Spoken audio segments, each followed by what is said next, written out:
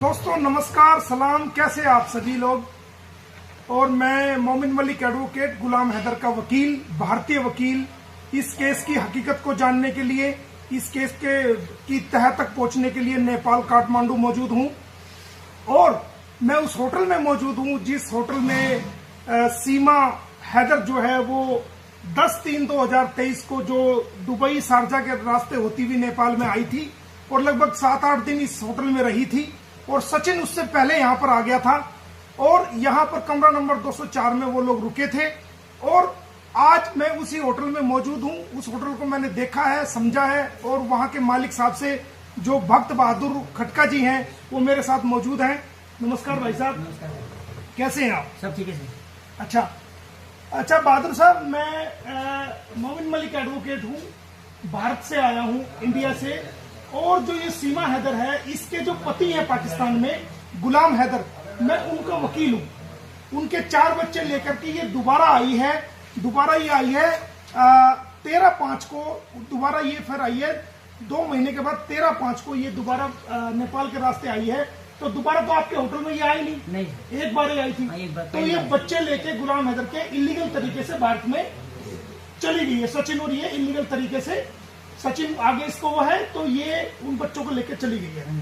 तो मेरे अब ये वहां जाके कहती है, वहां जाकर के इसके खिलाफ एफआईआर एक दर्ज हुई है। ये आप देखेंगे कि ये इसके खिलाफ एक एफआईआर है जो कि भारत में इसके खिलाफ एफआईआर दर्ज हुई है। और ये वो एफआईआर है जो भारत में इसके खिलाफ दर्ज हुई है। ये देखेंगे आप ये देखेंगे, ये पढ़ेंगे 159 नंबर रघुपुरा में। तो वहां पर ये जब बेल ले लेती है, कोर्ट से बेल मिल जाती है, तो ये कहती है कि मैं सचिन की वाइफ हूं। और जमानत लेते हुए ये कहती है कि मैं गुलाम हैदर की वाइफ हूं। तो हमारे, और कहती है कि मैंने हिंदू धर्म परिवर्तन कर लिया था। और उससे सिलसिले में कुछ जवाबात हम आपसे करेंगे, सवाल, तो आप हमें उनका जवाब देना।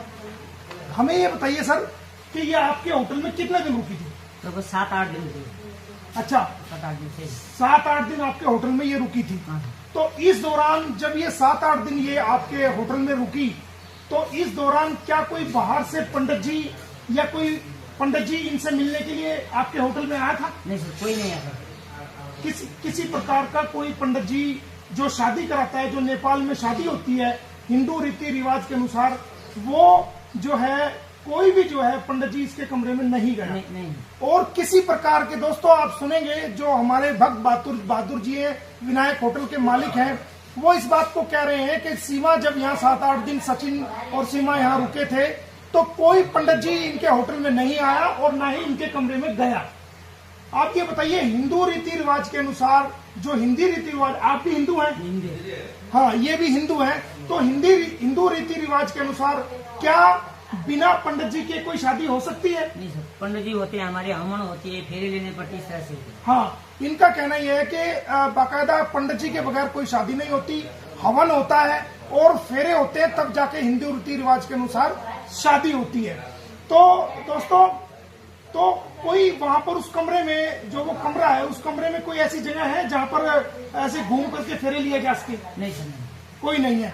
क्या आपने उसको सिंदूर लगाते हुए यहाँ देखा था? नहीं। ये एक ब्रेकिंग खबर है कि भक्त बहादुर जी कह रहे हैं कि कोई सिंदूर लगाते हुए हमने उसको यहाँ नहीं देखा, ना कोई फेरे हुए हैं और ना कोई पंडित जी यहाँ पर आया है। और मुझे ये बताइए कि आपको जब वो होटल में आई थी तो उसने ये बताया था कि मैं पाकिस्तान की रहने वाली हूँ? नहीं। ये नहीं बताया? उसने वो हिंदी बोल रहे थे, हम वो ऐसे तराई जगह, तराई जगह नेपाली लोग भी हिंदी बोलते हैं, तो हम यहाँ के समझे, एंट्री के यहाँ के एड्रेस में एंट्री के हम रख दिए। अच्छा, तो ये आपके सामने एक बहुत बड़ी खबर है दोस्तों कि पाकिस्तानी घुसपैठी जो भारत में घुसी है, सीमा हैदर, उसने अपनी पहचान को होटल में छुपाया और ये नहीं बताया कि मैं पाकिस्तान की रहने वाली हूं, बल्कि ये बताया कि नेपाल के जो तराई के इलाके हैं वहां की वो रहने वाली है। और इन्होंने भी समझा कि ये वहीं की रहने वाली है क्योंकि वो बहुत अच्छे तरीके से हिंदी बोल रही थी। इन्होंने बताया कि वो बहुत अच्छे तरीके से हिंदी बोल रही थी और उसने अपनी पहचान को छुपाया, इनके साथ धोखाधड़ी करी और वो अपनी पहचान छुपा करके यहाँ 7-8 दिन रही। सचिन ने भी अपना नाम नहीं बताया और ना ये बताया कि वो भारत से हैं और ये बताया कि वो नेपाल से हैं और वो यहाँ पर तराई के इलाके से बताया। यही कारण रहा कि उन्होंने रजिस्टर के अंदर, जो हमने रजिस्टर चेक किया है वो भी दिखाएंगे आपको, उस रजिस्टर के अंदर अपनी पहचान छुपा करके, अपनी असली पहचान छुपा करके, अपनी नेशनलिटी पाकिस्तान की छुपा करके, अपनी नेशनलिटी इंडिया की छुपा करके, और उन्होंने अपने आप को नेपाली बताया और इनके साथ भी धोखा किया, इनको धोखे में रखा। इनका किसी प्रकार का कोई दोष नहीं। और क्योंकि यहाँ पर बहुत सारे यहाँ होटल है, तो अगर इनको शक हो जाता ये नेपाल की है या भारत की है तो उससे सबूत लेते, लेकिन इन्होंने समझा कि ये जो है वो यही नेपाल के हैं। और सचिन ने बताया था कि वो मेरी वाइफ है, जबकि वो उसकी वाइफ नहीं थी। अच्छा ये बताइए, क्या आपने कहीं उसको पूजा करते हुए देखा है? नहीं कहीं भी पूजा कुछ नहीं करती। कोई हमारा काम करने वाला आदमी है तो नमाज पढ़ती थी अंदर, वो उनकी अच्छा तो हमारा काम करने वाला आदमी आते जाते थे, बाकी हम उनके रूम में नहीं थे। दोस्तों ये बहुत बड़ी खबर भाई साहब ने दी है। ये कह रही है कि होटल में कभी उसने पूजा नहीं करी और कोई वो पूजा नहीं कर रही थी। और जो इनके काम करने वाला आदमी है, तो जो वो कहाँ क्या कर रहा था काम? रूम साफ करने जाते थे। अच्छा, तो जब आप रूम साफ करने आपका आदमी जाता था तो वो क्या करती थी? वो नमाज पढ़ती थी। क्या करते? अभी खाना नहीं, नमाज पढ़ी, इस तरह बोलने आता था वो। अच्छा, तो ये बता रहे हैं कि नेपाल के होटल में भी वो जब वो इनका कर्मचारी सफाई करने के लिए जाता था तो ये बता रहे हैं इन्होंने देखा कि वो कमरे के अंदर नमाज पढ़ रही थी। तो दोस्तों ये कितना बड़ा धोखा हम भारतीयों के साथ हो रहा है, कितना बड़ा धोखा हम भारत सरकार के साथ हो रहा है, कितना बड़ा धोखा भारत की एजेंसीज के साथ ये कर रही है। पूरे देश को गुमराह कर रही है, पूरे देश को जो है ना पागल बना रही है, मूर्ख बना रही है। हमारे होटल के मालिक भक्त बहादुर जी ने बताया कि जब इनके कर्मचारी सफाई करने के लिए ऊपर जाते थे वहां पर कमरे में, तो इन्होंने देखा कि वो सीमा हैदर वहां कमरे में नमाज पढ़ रही थी। तो इससे क्या जाहिर हुआ कि वो एक मुसलमान थी जब होटल में आई, और उसका कहना यह है कि वो पाकिस्तान में अपना धर्म चेंज कर चुकी थी, जो कि बिल्कुल गलत है, गुमराह है। और जब वो नमाज पढ़ रही थी, ना कोई पंडित जी आया, ना कोई फेरे हुए, ना किसी प्रकार की शादी हुई, और वो वहां पर नमाज भी पढ़ रही थी। ये हमारे भक्त बहादुर जी ने बताया है। और आप मेरे से एक सवाल और बताइए कि क्या कोई भारत की पुलिस आपके पास आई है आज तक? नहीं सर, नहीं है। कोई जांच करने के लिए आई है? कोई भी नहीं है। कोई पूछताछ के लिए टेलीफोन आया हो? नहीं, कोई भी नहीं है। देखिए हमारी जांच एजेंसी जो रघुपुरा पुलिस है या कोई जेवर पुलिस है या कोई इन्वेस्टिगेशन एजेंसी है, उनका कोई टेलीफोन आज तक जो है वो भक्त बहादुर के पास नहीं आया है कि 1 साल से ऊपर का समय हो गया है कि जांच जो चल रही है उस जांच में क्या किया गया है। किसी प्रकार का कोई इनसे जांच के रूप में कोई जो है ना इनके पास ना टेलीफोन आया है, ना इनसे आकर के किसी ने पूछने की कोशिश करी है कि सीमा हैदर कैसे आई, क्यों आई, किस प्रकार उसने नाम बताया। तो जांच के नाम पर भी हम कहेंगे कि इसमें जो जांच अधिकारी है वो पूर्ण रूप से मुझे लगता है कि वो विफल रहे हैं और वो आज तक जो है वो इस होटल से संपर्क नहीं कर सके, ना नेपाल में आ सके कि भाई जांच की जा सके कि नेपाल में उसका आने का कारण क्या था और कैसे वहां से गई। तो ये भी एक बहुत बड़ा सवाल जांच पे उठता है दोस्तों, जो हमारे भाई साहब ने क्लियर कर दिया है। तो दोस्तों ये सच्चाई जो आज आपके सामने आई है, इसको सुनकर के मैं भी हैरान हूं और देश की जनता भी हैरान हो जाएंगी। इसके अलावा कुछ और बताना चाहते हो कि वो कैसा महसूस करती थी, कैसे वो होटल में नीचे आती थी या खाना कैसे खाती थी, या क्या वो चिकन वगैरह भी खाती थी, क्या करती थी? हाँ, खाना चिकन को सब खाते थे यहाँ पे। अच्छा, हमारे बच्चों के साथ खेलना वो करती थी, इसलिए हम लोग ज्यादा हमने ध्यान ही नहीं दिया उनके। अच्छा, तो ये एक बहुत बड़ा जवाब भी भाई साहब ने दिया है कि बाकायदा वो जो होटल में रुकी थी, वो होटल में 10/3/2023 को रुकी थी, तो वो चिकन भी खाती थी और वो मटन वगैरह भी खाती थी और वो मांस का सेवन करती थी, जैसा कि हमारे होटल के मालिक भाई साहब ने बताया है।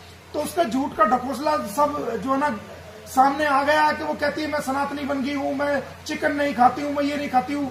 तो ये सब भी जो है वो यूज करती थी। अच्छा, आपके यहाँ ये शराब की बोतलें रखी हुई है, तो आपके यहाँ शराब आसाम से मिल जाती है? हाँ, शराब आसाम में मिल जाता है। अच्छा, तो सचिन शराब की बोतल में 1-2 शराब की बोतल खरीदी थी उसने? बाहर से कहीं लाया होगा सर, रूम में मिला था उसका, बाहर से कहीं से लाया, यहाँ से खरीदा तो हमने नहीं देखा। अच्छा, इनका कहना है कि सचिन जो है बाहर से कहीं से, क्योंकि यहाँ अच्छा आम दुकान पे शराब की बोतल मिल जाती है, यहाँ तो किराने की दुकान में भी शराब की बोतल मिलेगी। अच्छा, इनका कहना है कि जो किराने की दुकान है, जो आम दुकान है, वहाँ भी पेप्सी को और कोक की तरह और लिम्का की तरह आम शराब की बोतलें भी वहां पर मिल जाती है। इनका कहना यह है कि वो बाहर से खरीद के लाया होगा, इस होटल से उन्होंने नहीं ली, बाहर से शराब की बोतल खरीद के लाया होगा। उनके कमरे में जो है वो शराब की बोतलें भी मिली थी। तो ऐसा कहना सफा, ये बोतलें कैसे पता चली आपको जो उसके कमरे में मिली? रूम साफ करने लगा रोज जाते थे। अच्छा, जो रूम साफ करने वाला जो नौकर है, जब वो वहां पर गया इनका, तो उसने देखा तो उसके कमरे में शराब की बोतलें भी थी। तो इससे जाहिर है कि सचिन और जो उन्होंने कहीं ना कहीं जो है शराब का सेवन किया। हाँ, ये बिल्कुल कंफर्म हो गया कि शराब का सेवन भी उन्होंने कमरे में किया है। तो दोस्तों 7-8 दिन ये वो रही थी। अच्छा, कहीं मंदिर में घूमने गई हो, कहीं नहीं गई? नहीं, मंदिर में नहीं जाते थे लोग, घूमने रहते थे ज्यादातर। ये बात भी सामने आ गई। वो कहती है कि मैं पशुपतिनाथ मंदिर में गई, दूसरे मंदिरों में गई, कहीं मंदिर में नहीं गई। जब तक वो रुकी सिर्फ कमरे में ही रहते थे वो लोग, और वो नीचे भी उतर के आते थोड़ा बहुत देर, और वो थोड़ी बहुत देर नीचे भी उतर के आते थे। ना वो कहीं मंदिर गए हैं, ना कहीं घूमने गए हैं। वो लोग हमेशा जो है कमरे में रहते थे। कोई छोटी मोटी जरूरत का सामान आसपास से कहीं लेना होता तो ले आए, लेकिन वो किसी मंदिर में भी घूमने नहीं गए हैं। और ये दोस्तों बिल्कुल स्पष्ट हो गया है हमारे। आप भी देख लीजिए, भाई साहब से नमस्ते कर लीजिए आप भी, और कुछ कहना चाहते हैं आप इसके बारे में? वो साहब हम कुछ नहीं कहना चाहेंगे। वो लोग यहाँ पर आम हमारा जो गेस्ट रहता है उस तरह से हमारे साथ 7-8 दिन रही। बाद में हमको जब टीवी वाले बताया, बाद में उस टाइम हमको मालूम पड़ा, तो बाद में टीवी वाले यहाँ पे आए तो हमने जो जैसा था ऐसे ही उनको भी बताया। उसके बाद में 1 साल तक कोई भी पूछताछ हमको करने यहाँ पे आए भी नहीं, तो हम भी ध्यान नहीं दिए इस चीज के। तो कोई पूछताछ करने आपके पास नहीं। तो देखो दोस्तों, भाई साहब का साफ कहना है कि कोई पूछताछ करने के लिए जांच एजेंसी आज तक यहाँ नहीं आई है, ना उत्तर प्रदेश पुलिस का जांच अधिकारी यहाँ पर आया है। तो 1 साल तक क्या जांच कर रहे हो आप? आपको पता ही नहीं है कि जहां ये रुकी थी, जहां ये आई थी, आप नेपाल नहीं पहुंचे हो, आज तक कोई पूछताछ नहीं करी, कोई बयान आपका रिकॉर्ड नहीं किया, कोई टेलीफोन नहीं किया। तो ये किस दिशा में जांच जारी है, सवाल ये भी है। तो दोस्तों, ये हकीकत आपके सामने आ गई है, और भी धीरे धीरे जो चीज सामने आएंगी वो हम सबको आपको बताया जाएगा, और बिल्कुल आपके सामने इनको बताया जाएगा। तो दोस्तों, बहुत बहुत नमस्कार, बहुत बहुत शुक्रिया, आपने ये सब देखा, और जल्दी और चीजें भी आपके सामने हम लेके आएंगे। Thank you.